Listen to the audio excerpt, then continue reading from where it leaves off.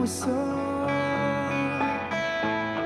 tuwing magkahawak kang ating kamay. One Music X Dubai, may ilalakas pa yan! Sigaw nyo! Pinapanalangin lagi tayong magkasama. Hiniling bawat oras kasiping ka. Dubai, magigalas ko!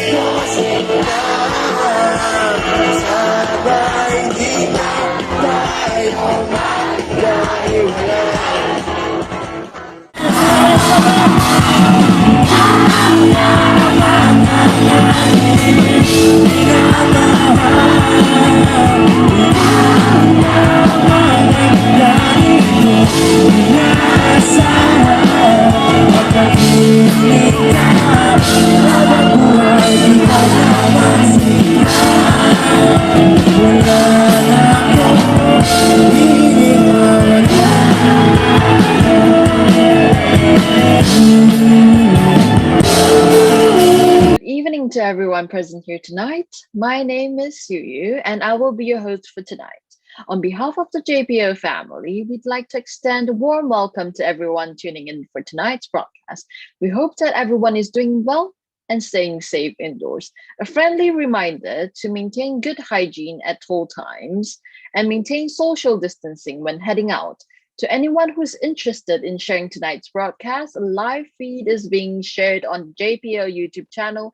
Do like and subscribe to the channel so you can receive live notifications. If you have any questions you'd like to ask, please feel free to type them out in the Q&A section down below in Zoom and the chat box later on YouTube. A recording of the webinar will also be uploaded onto the channel later on.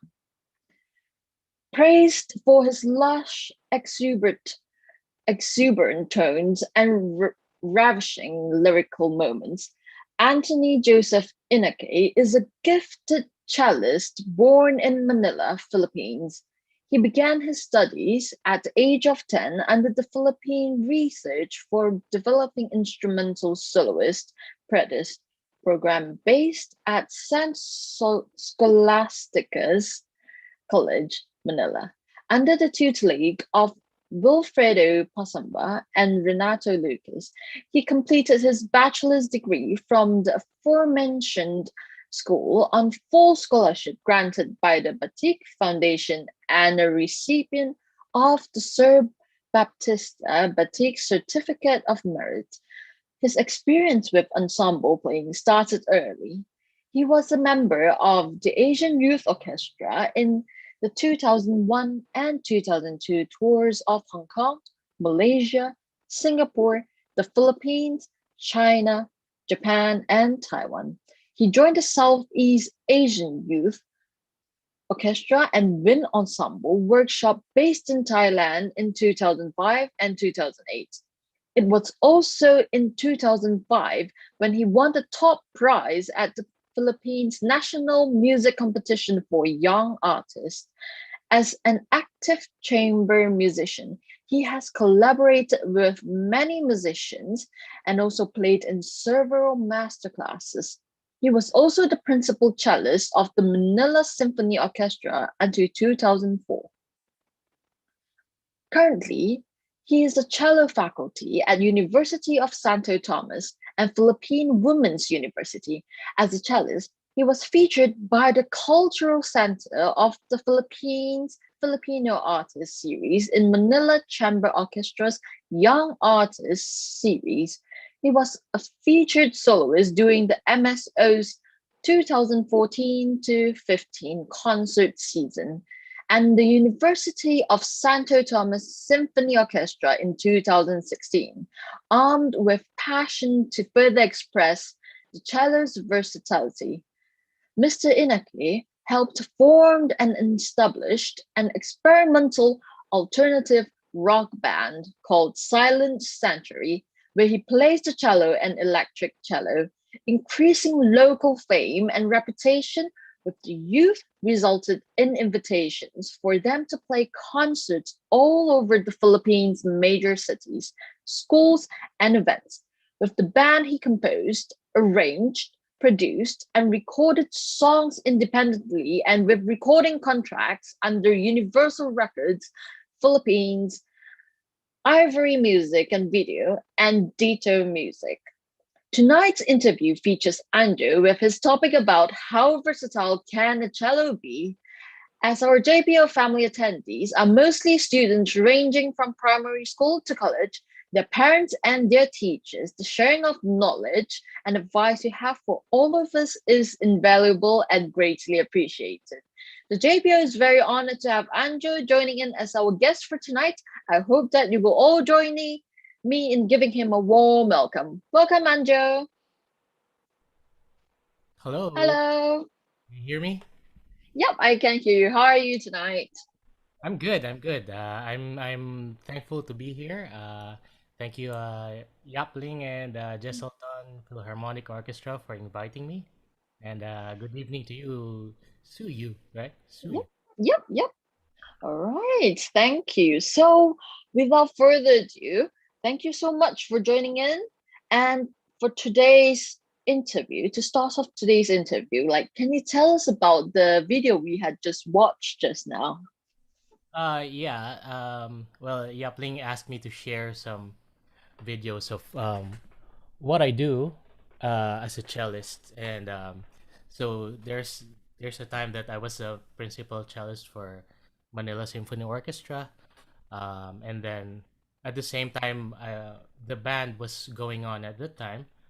So, um, but sometime around 2016, the band got quite more busy, and I couldn't I couldn't juggle my time anymore with the orchestra and the band. So I had to give up my position in the orchestra because the band was playing more full time. Before the pandemic, we were getting about 20 to 25 engagements a month, and we were really traveling almost every day. We were flying to different regions of the Philippines.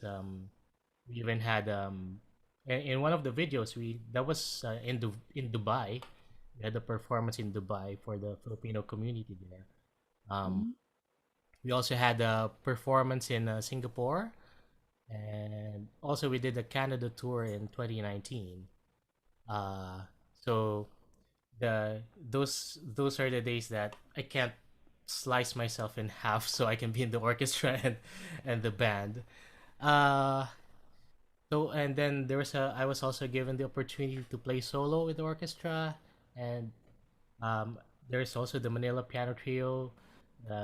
So I'm doing quite a lot with the cello as an orchestra member, as a soloist, as a chamber musician, as a recording artist with a band, and as a member of a band who tours a lot. So that's it. Yeah, thank you so much for sharing with us. Like, because you've said that you can't slice, yeah, yourself into half to join, like to do orchestra and the band. So how do you feel? What do you feel like when you had to say goodbye to the orchestra? It was a tough decision because I've been playing in the orchestra for so long. I was a member of the children's orchestra when I started the cello, and I was reviewing JPO's photos and posts in Facebook. I was a bit nostalgic because I kind of underwent through the same process of joining as a kid, as a 10-year-old, and I was playing on a three-fourths cello, and I was playing in the orchestra. Even though we were playing just Twinkle Twinkle, it was fun, and then it became Mozart's Salzburg, and then it became Holberg Suite. I'm pretty sure you guys are familiar. Mm, yeah. And then when I was in high school, I was invited to sit in with the Manila Symphony Orchestra at the time. So I was getting training after school. Also with Predis. I was in high school, but I was playing along with violinists and other cellists that are in college already, and so that's how I got my training. And then while in college, I was joining other orchestra workshops like this one you're showing. I think there's yeah, it's the time I joined the Asian Youth Orchestra, uh, and I was still in first year college at that time. So my exposure to ensemble playing is I think it's quite a lot. Yes, yes, because you started and with in a group. So can I ask, like, why is it cello? Why isn't it like other instruments? Uh, because my sister is a violinist. She's older than me by 4 years, and I actually wanted to play the drums, and but my parents said, "How can you practice simultaneously when your sister's playing the violin and you're playing the drums? Then it's gonna be it's gonna be noisy. So just take piano lessons." So I was taking piano lessons at that time, and then the dean of the school was expanding the string program of Predis, and she asked me if I wanted to try the cello because there was a donation of a three-fourths cello at the time. Um, so that's how it started. They gave me scholarships to just to take cello lessons because nobody else would. Everyone's already playing the violin, and I think some of them didn't want to transfer instruments at the time. So, I'm thankful. I grabbed the opportunity. Yes, yes. Thank you for sharing with us about this. So, can you tell us like who influence like who are your musical influences for cello? For cello, Like playing the cello, yeah. Or yeah, any, yeah. it's definitely. I think it was number one idol is Yo-Yo Ma, of course.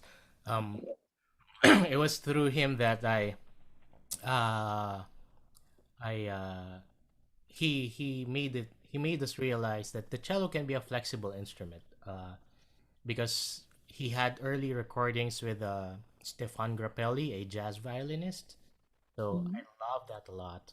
Um, and right now he's doing bluegrass with the Goat Rodeo sessions, and he did like Obrigado Brazil album, playing South American music, uh, and of course all his classical recordings are outstanding, and are always the go-to recordings of cellists.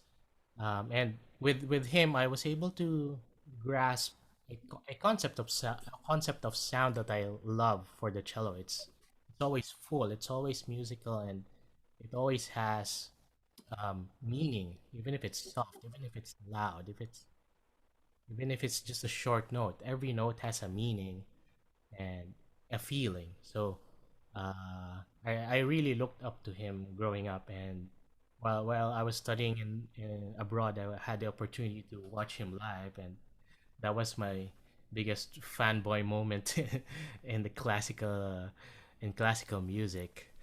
Um, yeah, and then but back, I think it was sometime 1996. I was in fifth grade, I think, or sixth grade. My uncle sent me a CD of Apocalyptica. So they're a cello quartet, and that album, they covered Metallica's songs.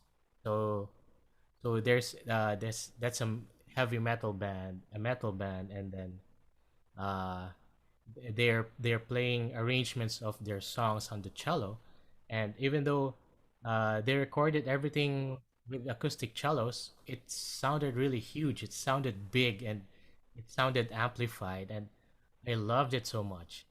And so at a very young age, I had this exposure on of the cello in different genres.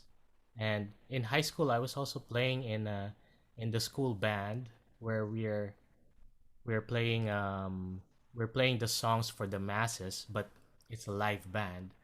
And so yeah, that's I think that's how I was able to widen my scope, even though my training is classical. But I I really love other genres of music also. Yeah, thank you. And like, because you mentioned Yo-Yo Ma, like, so can I ask, like, how did you come like to know him?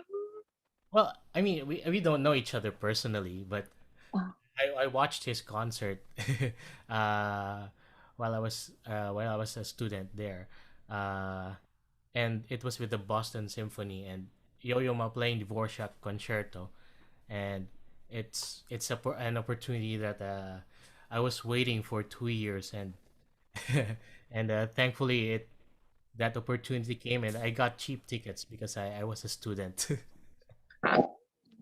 Nice. Very, very lucky.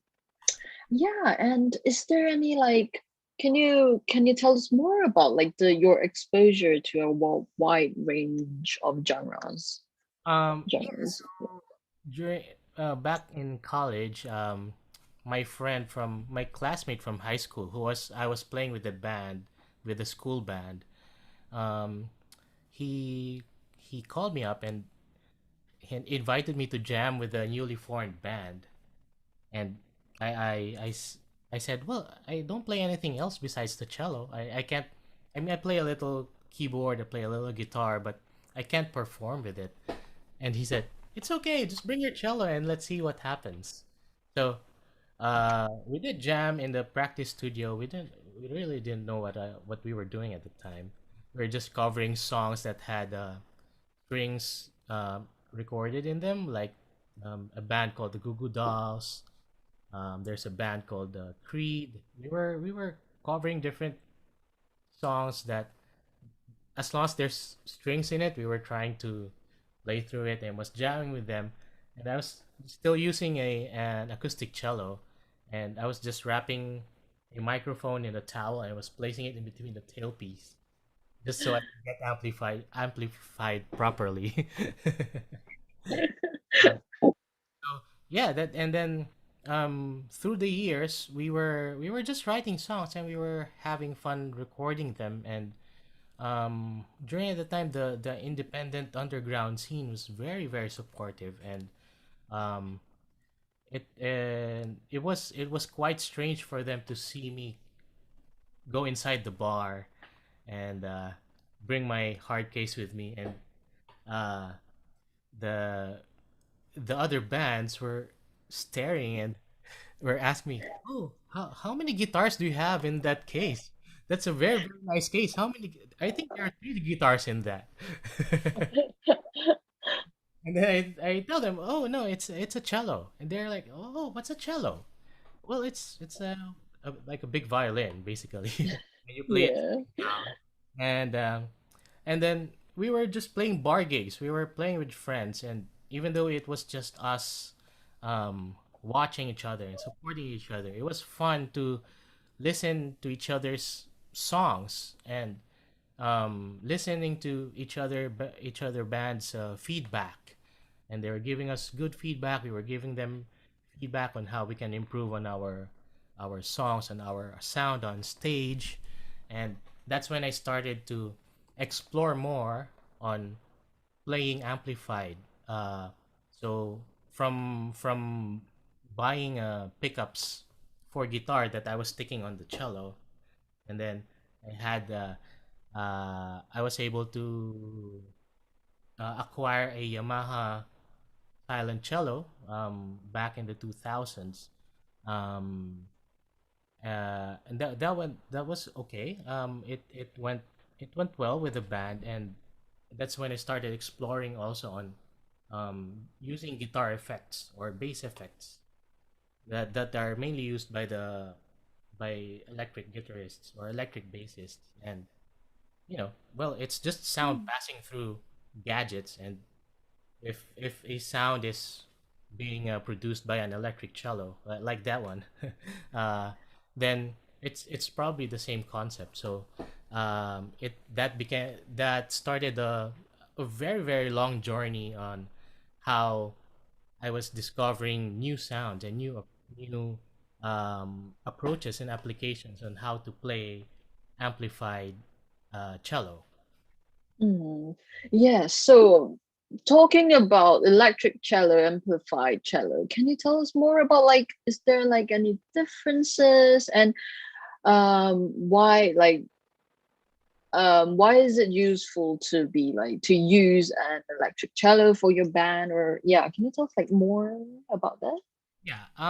So the Yamaha electric cellos, they're actually called silent cellos, because they were meant to be uh, travel cellos for practice, or in Japan because they have small rooms there, so you can't make too much noise, and so you can plug a headphone in their silent cellos, and you can listen to yourself while practicing and not disturb your neighbors. uh, but at the same time, it's also an electric cello, simulating the sound of an acoustic cello, uh, and it's very very useful because let me change my background so that there you go. Because in the acoustic cello, it's a hollow instrument, and when playing in bigger stages, and alongside other amplified instruments, the sound coming from the amplifiers and the speakers, they also go inside the chamber of the cello, the body of the cello, and it produces a lot of feedback with the microphone or with a pickup, and sometimes you can't really control the environment of where you're playing, uh, and it's very very hard to cut through the sound of the whole band. So with an electric cello, you get the direct sound from the strings through the vibration of the body and through the pickups underneath the bridge. So it those are direct vibrations that are clean, and even if I speak through here, ha like that, it won't come out. So I'm getting Mm. pure sound from the cello, and when I use effects, like guitar effects, then I get a cleaner signal, and it's easier to mix our sound on the live stage. And it's also an Yes. easier setup for me. It's just plug and play eventually. Yeah, so would you say it's more safer and easier to carry on for like traveling? And does it makes your life like easier if you go touring? Yeah, it does. It does. There was a time that I was still gigging with, with in college. I was still gigging with this acoustic cello, and then, and we were playing wherever we can. So there was a time that we played in a gig that was sort of a political rally, also, and we were on stage, and we were playing alongside other metal bands and heavier bands, and um, the crowd was really rowdy, and they were mosh pitting um, on the grounds, and I was playing here, and then my case is beside me, so that if anything happens, like somebody throws rocks or whatever, I'm ready to evacuate the cello and myself. uh, but with the electric cello, I mean, I don't have to worry about it um, being being very very sensitive to foreign material. Like I can leave it on the floor or leave it on the case. Unlike Mm, a cello, an acoustic cello, I mean, if someone kind of kicks it and drops it, then you're gonna break it right away. mm. And Yes, yes, also yes, with the very. touring, it's easier to travel with it. Yeah. How would you say like is your role in the band like more playing on the bass line, harmony, or like the melody? Yeah. So most of the time when we write songs, um, I apply what I have learned through also from music school, from classical music with composers like Wagner and Richard Strauss, where they use motifs um, to represent a character or an emotion. I also think about that. So if I'm very particular with the lyrics of the song. So if the lyrics of the song is sad, then I also match it with you know a much more melancholic melody. But if the lyrics are happy or happier, then we try to think of happier lines and approaches in it. Um, because the main melody is really the vocals. So we're more of doing counterpoint, or sometimes we're just doing padding, or and then when there are usually do the intro lines for the songs, or other motifs also. Um, and that way, the cello can also be, in a cello quartet, the first cello plays the melody, the second cello plays, you know, the harmony. The third cello is like um, sandwiched in between the bass Mhm. and the second cello, and then the fourth cello is usually takes the role of the bass. So um, that's how flexible the cello can be. And sometimes when the bassist is doing a solo part in the band, then I can take over the lower tones.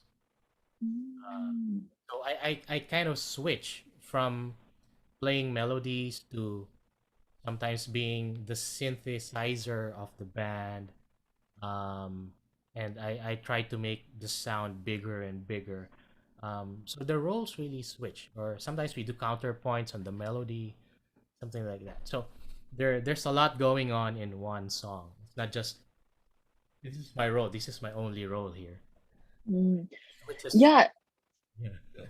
yeah, and yeah, because we've stopped at this picture. Can you like I saw Harvard University. Can you tell us more about this one? It looks interesting. This one is because I studied in Boston for 2 years, and Mm, I met a very very welcoming Filipino community there, and most of them were students from Harvard, were students from Berkeley College of Music and mhm, MIT, and there was this Filipino Heritage Night in uh in Harvard, and the they invited me to perform in the John F. Kennedy JFK School of Government, and then we played the nationalistic song called Bayan Ko, or my home country, or my homeland in English, and mm.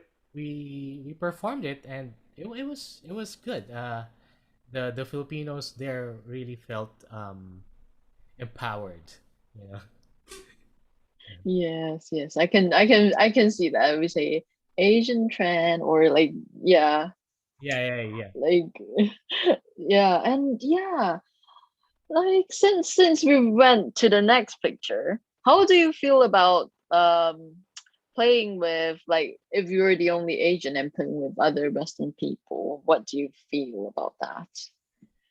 Yeah, to be honest, I of course, it's my first time in the US, and it's my first time to be exposed there. Although I have joined the Asian Youth Orchestra and the level of playing is really, really high, I didn't know what to expect in the US. Um, and of course, I don't know, but with how I look, they couldn't identify me if I'm Mexican or if I'm, Oh yeah, yeah. you know, if and then when I speak, they're surprised that I speak English very well. So did you grow up in the U.S. or something? So there was there was confusion with them, but when we played in our rehearsals, then I kind of found out that, oh yeah, even though I studied in the Philippines or and in Asia, I mean we really can match the standards in the West. We can really Mm, very very well. Yeah. So it was only a short time that it was strange, but also it was empowering to represent the Philippines, the Filipinos, and Southeast Asians. That yes, we have music schools in our countries, and because some of them really don't know, like, where did you learn cello in the Philippines? How is this possible?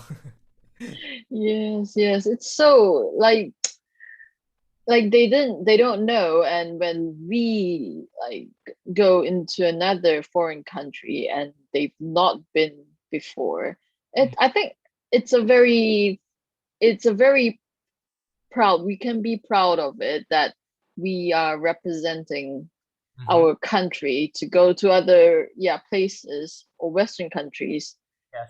to show them that yes, we do have this, we do play instruments Mm. back home. Yeah. Yeah. Yeah. So, like, coming back to talking about like the electric cello, is it possible, like, because in the band, and you've said that if the bass is playing, you'll take over it. So, is it possible, like, to switch your electric cello into a double bass range?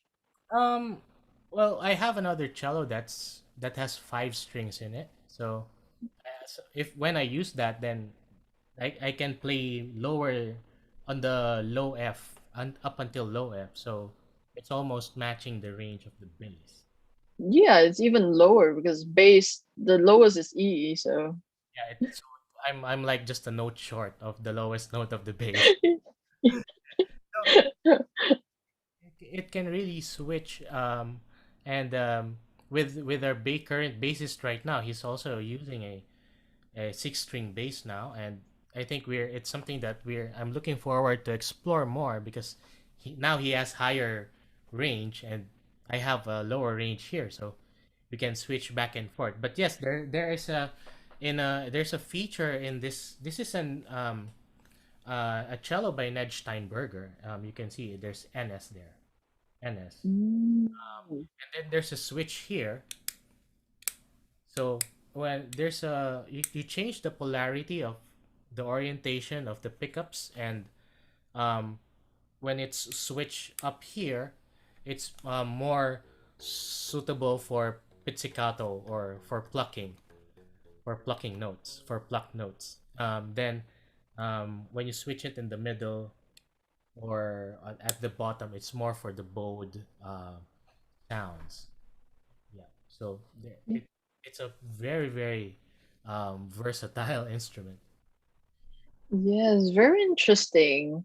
So, like, how do you manage your time with like teaching? Because in your profile it says that you're also teaching too. So, how do you manage teaching, recording, touring with Silent Century, and like touring with like Manila Piano Trio, or like yeah, with your groups or ensembles?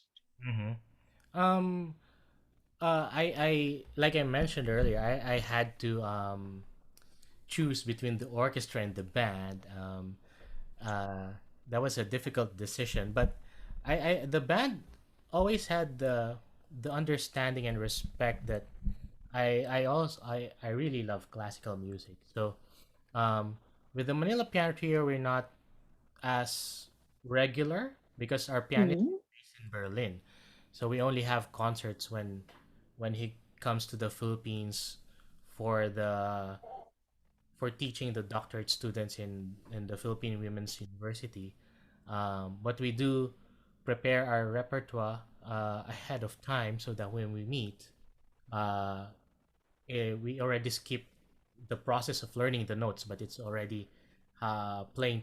We're working on the chamber music aspect of it. Um, so it's really a lot of practicing. Um, we're really practicing on. I'm practicing on a lot of things. I'm practicing the etudes that I teach, and then the concertos that I teach, the pieces of my students. I have to review them and practice them. Um, Also with the band, I have to sort the sort out my parts and also my gear. If I will just switch it quickly. So here's my Mm-hmm. yeah. So there's a lot of things going on down there, and I'll show it to you later. Um, Also with so and then with what during the pandemic, I there's a lot of time to reflect for us musicians, right? And then so you question what's my purpose here, and then I kind of uh, concluded and realized that um, my passion is really performing. I love playing with the band. I love playing the orchestra. I love playing chamber music. I think more than playing solo. I really love playing chamber music, string quartets, piano trios, and all sorts. And but my vocation is really teaching. I also love teaching. So it's something that I really cannot give up. And so during the days of like Mondays, Tuesdays, and Wednesdays, there are not too much gigs because it's early in the week. Usually, the gigs are in the weekends or Wednesday, Thursday, and onwards. So I schedule my teachings earlier in the week, and then my performances are more towards the weekend. Yeah, thank you. And just a reminder for everyone. So if you have any questions, you can pop in, you can just type it in the Q&A section in the Zoom. And for audience in YouTube, you can just type in the chat box. So we now will have to go into our last question here. So it's for Anjo, for you. So as you may have heard, the Jesselton Philharmonic Orchestra has involved itself in a variety of activities. So on behalf of the JPO, we would like to ask your views on the JPO and our activities done. So additionally, how would you suggest the JPO and its members further improve itself? Yeah.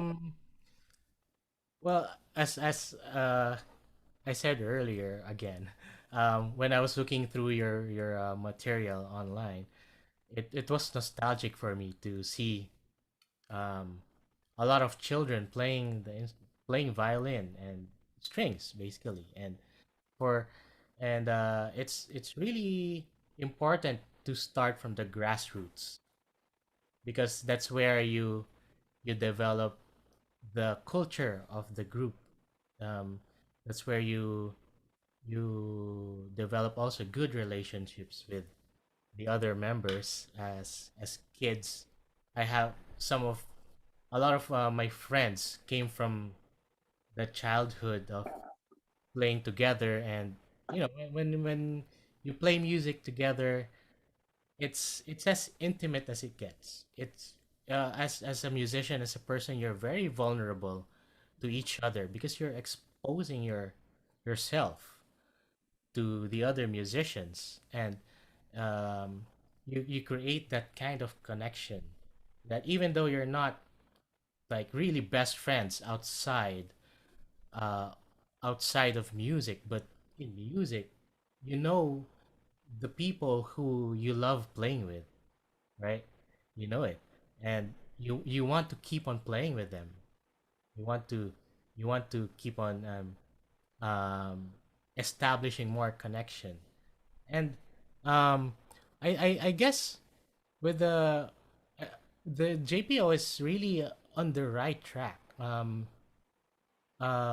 For me personally, the one of the reasons why I joined the band, because um and I continued doing it, is earlier nobody knew what the cello was.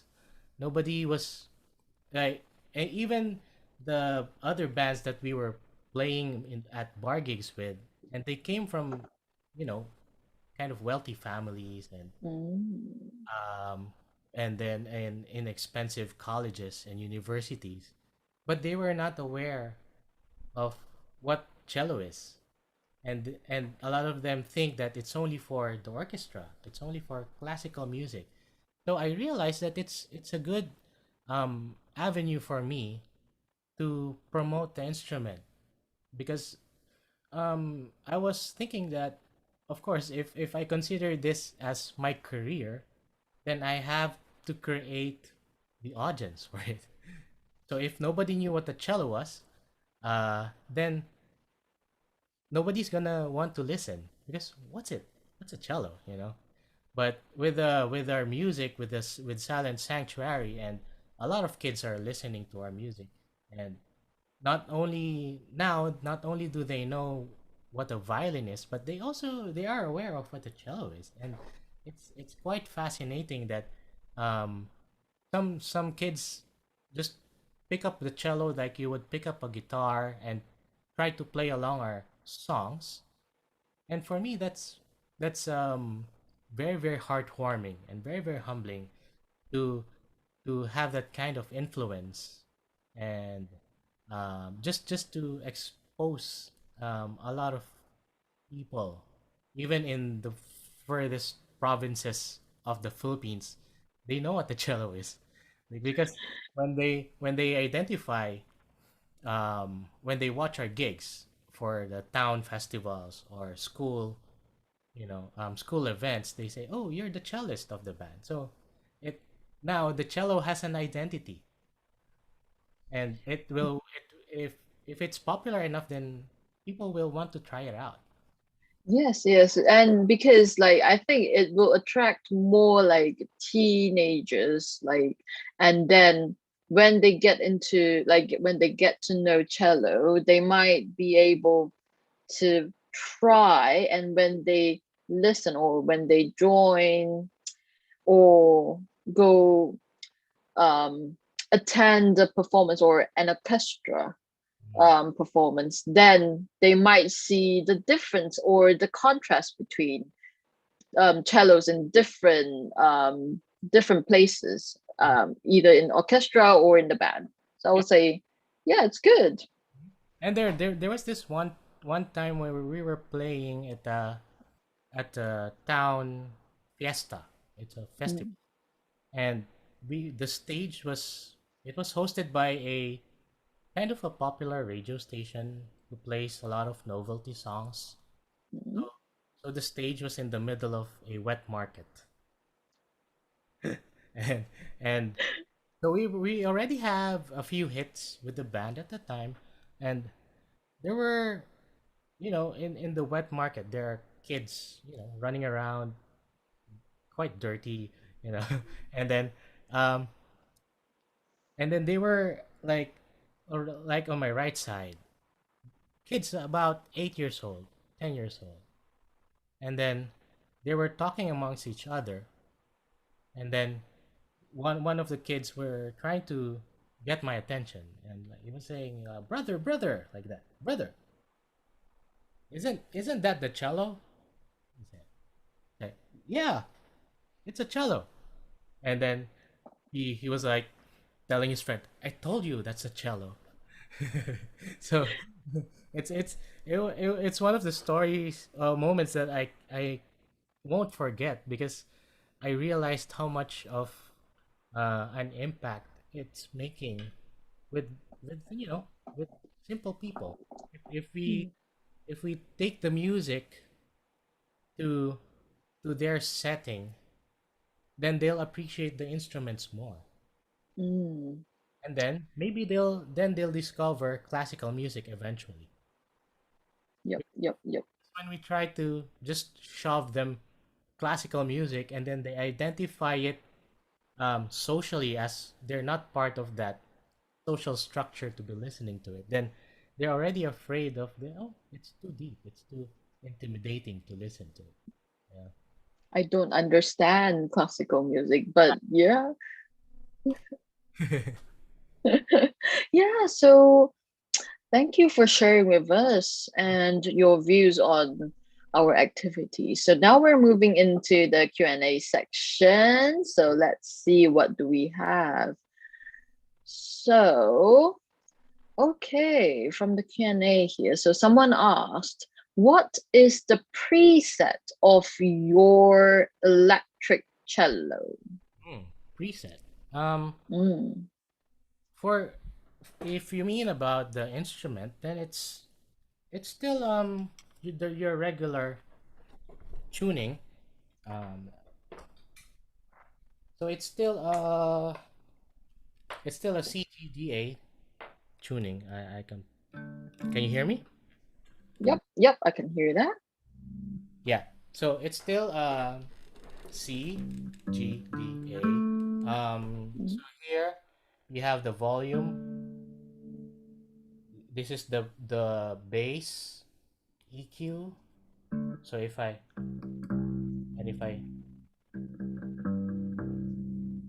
yeah.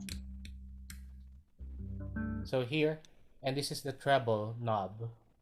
And then so now you can hear the difference with the pickups. So this is the pizzicato pickup,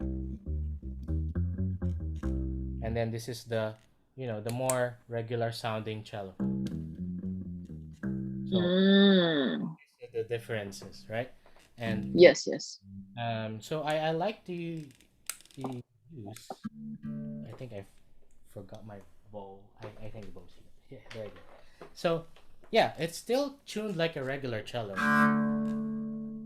Uh, but when I think the question of about presets is for the effects. So I'll just switch my camera here so you can see my effects. Is that good? Yep, can see that. So uh, I'll just identify the gears first. So this is a Line 6 Helix LT, this one, and it's a multi-effects effect gadget, and I like it because almost all of the effects are there already. You got the modulations, you have the preamps. You can also have amp simulations. You have the compressors and the drives and the EQs already built in. So instead of buying multiple smaller effects like these stuff here, because everything I use here, they're probably about equivalent to about 15 of these. Mm. Is So that is that like just specially for cello or any instruments? it's actually for a guitar, electric guitar and bass, but um, but basically the concept is if there's signal or sound passing through, Mm. then it can be applied here. Yeah, So still compatible with, yeah, the cello, electric cello. so the reason why I I outsourced these effects because these are synthesizers that have very very clean uh, signal and tracking. So it's the electroharmonics POG. So they give you octaves. So if you I'll show it to you guys. Mm. So here, so I'm playing red. If I step on the upper octave, can you hear it? Mm. And then this is the lower octave.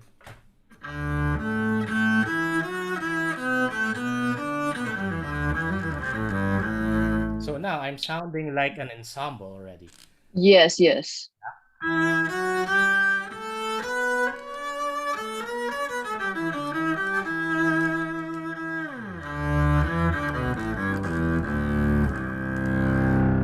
Like that. So here, now this is a different synth now. This is more of simulating a mellotron. It's a mellotron is an old keyboard playing, simulating strings or winds. So this is in the setting of a string orchestra. So it's very synthy, but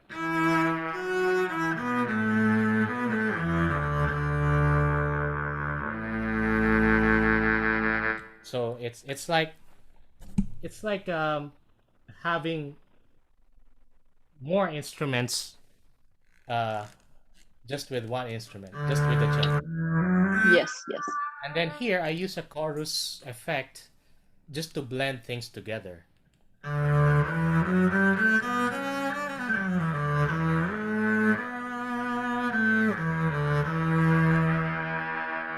Like that. So if you Mm. can hear, the cello sound is still present, and then the synth sounds are just underneath the original cello sound because we still don't want to take away the sound of the natural sound of the cello there. Yeah. So and then some of the effects I use are there's this phaser which adds like a swirling sound.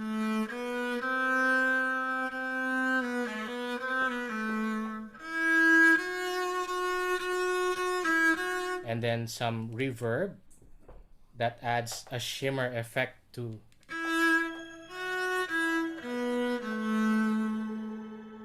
Can you hear it? The shimmer. Yep. And Yes, I can hear that. I combine some of it.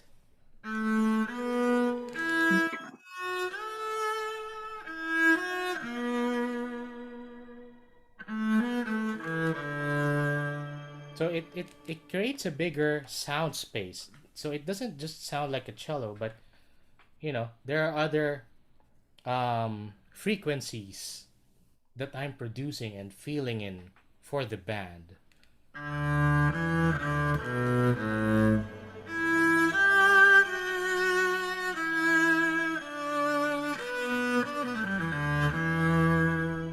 And then with some delays, you can create.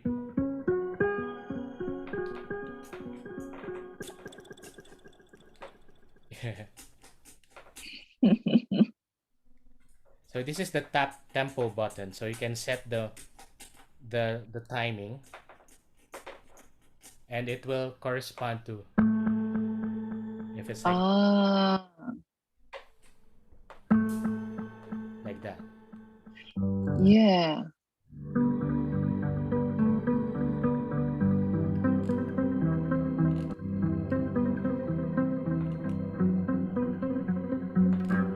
Are these like pre-recorded? Come again? Uh, are these pre-recorded or just live record and you just play it? Um, this is going on real time. Mm. Effects are, sometimes we we just we do what we want. So Ah. there's a wah. There's also like if we want to do.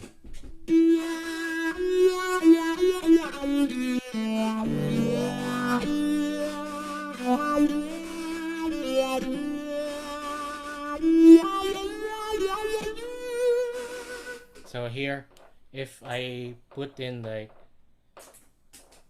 a, I want to sound like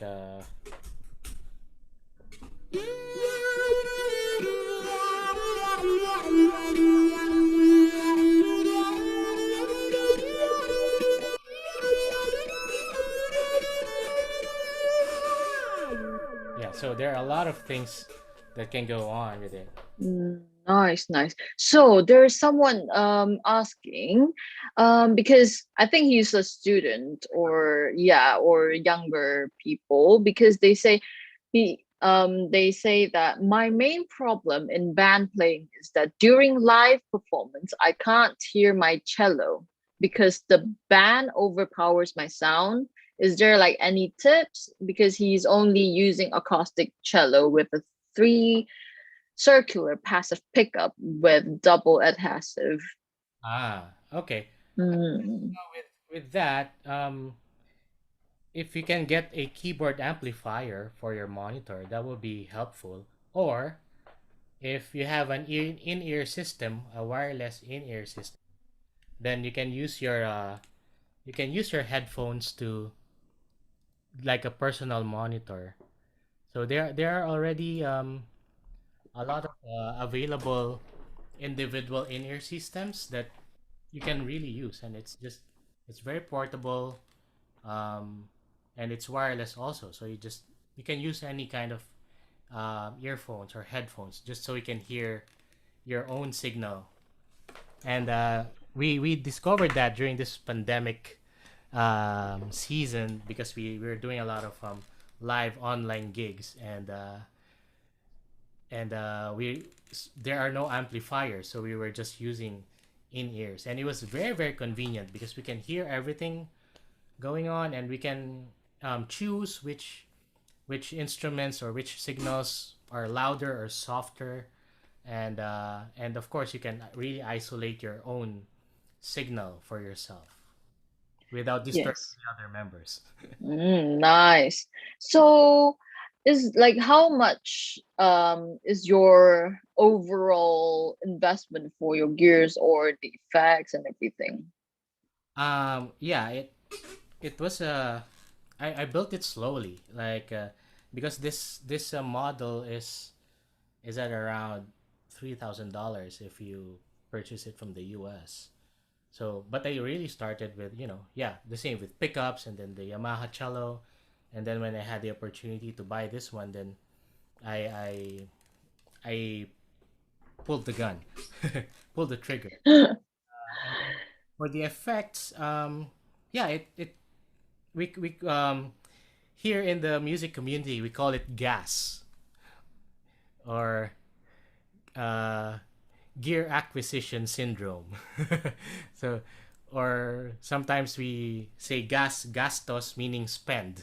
So most of a lot of musicians spend their money on gears.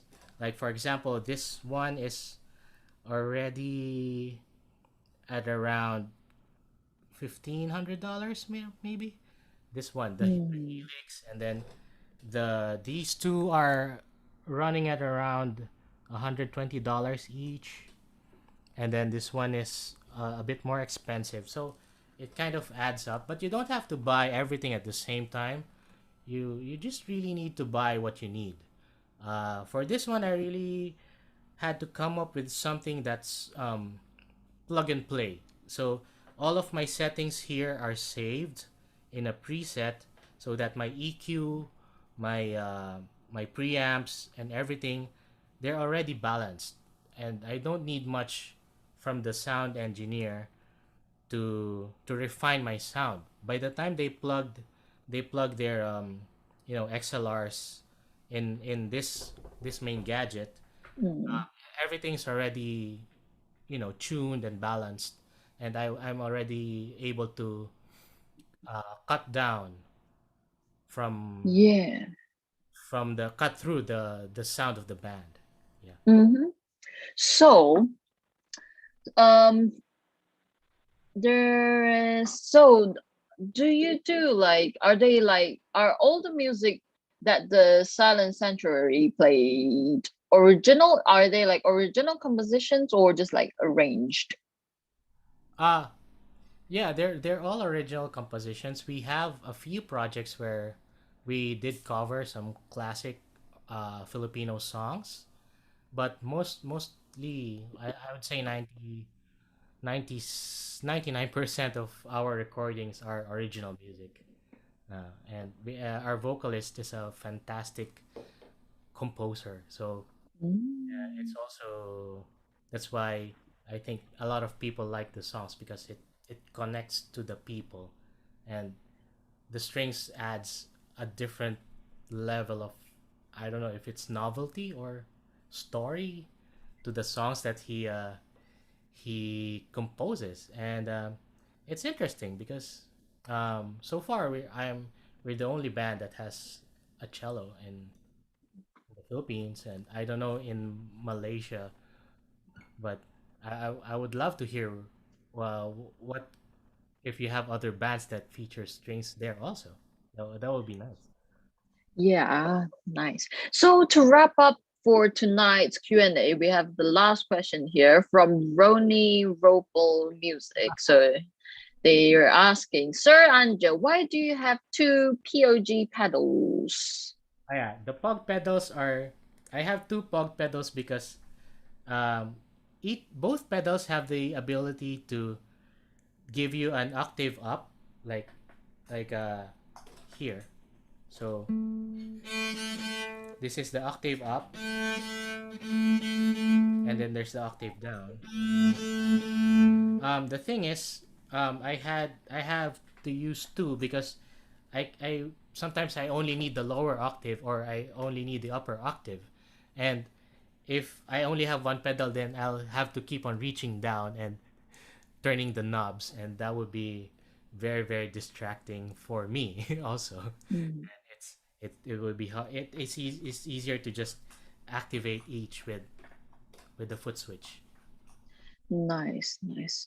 All right. So thank you, Anjo, so much for your responses. But I am very sorry, everyone. We're coming to the to the end of tonight's broadcast. So we would like to remind everyone that our JPO family program will be broadcasted twice a week until further notice.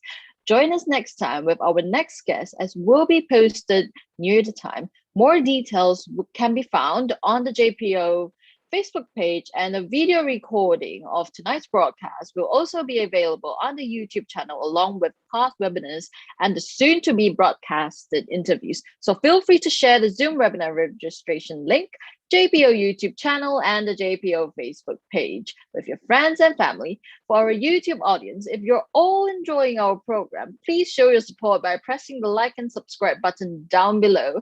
You guys have been an amazing audience. So we from the JPO wishes that everyone stays safe and healthy as facing this crisis together. So now I will lead the prayer to end tonight's program. So please pray in whatever faith you believe in regarding to the COVID-19 pandemic.